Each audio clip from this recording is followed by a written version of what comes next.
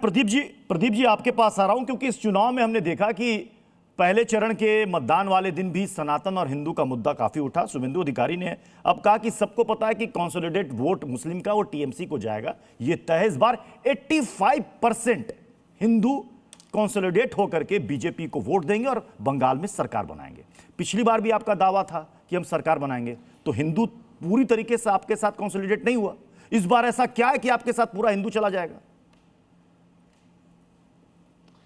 प्रत्युष जी, एक काम करिए, मेरी बात मत मानिए, आप टीएमसी के प्रवक्ता की बात मत मानिए, किसी की बात मत मानिए, आप जो कैंडिडेट लड़ा है उसकी बात मानिए।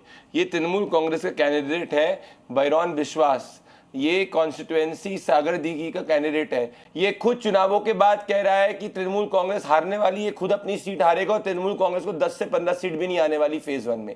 अब जिसका खुद का कैंडिडेट चुनावों के बाद पब्लिक स्टेटमेंट दे रहा है कि उसकी जमानत जब्त होने वाली है, सोचिए कितनी बड़ी आंधी तृणमूल कांग्रेस के खिलाफ है, प्रधानमंत्री नरेंद्र मोदी जी के पक्ष में।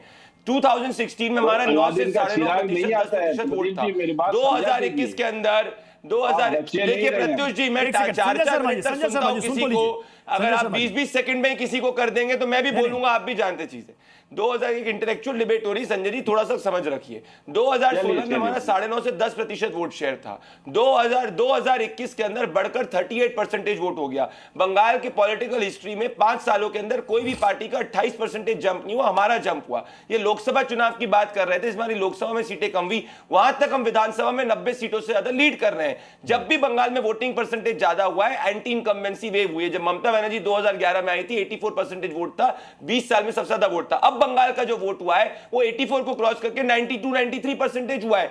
मैसिव एंटी इनकम्बेंसी वोट है, और मैं इसी से समझ सकते हैं कि एसआईआर होने के बावजूद 24 लाख एक्स्ट्रा वोट करा है। हर बंगाली हिंदू ने भारतीय जनता पार्टी को वोट किया है, क्योंकि हर बंगाली हिंदू जानता है कि ममता बनर्जी कहती है कि बंगाल के हिंदू की बेटी रात के घर के 8 बजे बाद में निकलना, टीएमसी का गुंडा तुमको छोड़ेगा नहीं। या जब आरजी कार की मां के आंखों से आंसू आ जाते हैं, या जब ममता बनर्जी कहती है हिंदुओं की वो है इसीलिए हिंदू सुरक्षित है, इस कारण है 30% तक की पहले 30% क्या गंभीर नहीं है इसमें? सच्ची बात है ये। अरे क्या बात कर रहे हो? हमारे में से किसी के साथ नहीं होता, हमारा कोई मुख्यमंत्री कहता। आरजी का हंसकाली, कामधेनु, बॉबी हकीम, अरे नेताजी सुभाष चंद्र बोस की प्रतिमा हमने मारी थी।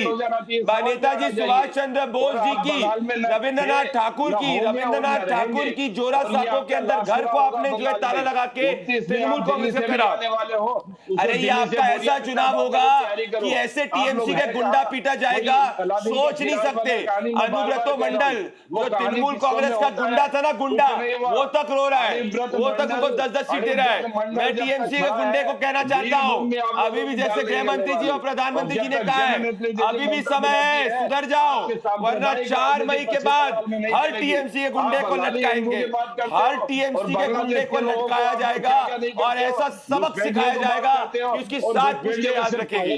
समझे? बंगाल जो पहले आजादी के बाद में 30% इंडस्ट्रियल आउटपुट को कंट्रीब्यूट करता था, अब 3% आउटपुट कंट्रीब्यूट करता है। 40 लाख का युवा अबू शर्मा जी छोड़ के जा चुका है। एक सेकंड प्रदीप जी, एक सेकंड। अबू शर्मा जी, कांग्रेस को बंगाल अबू शर्मा जी, तृणमूल कांग्रेस को बंगाल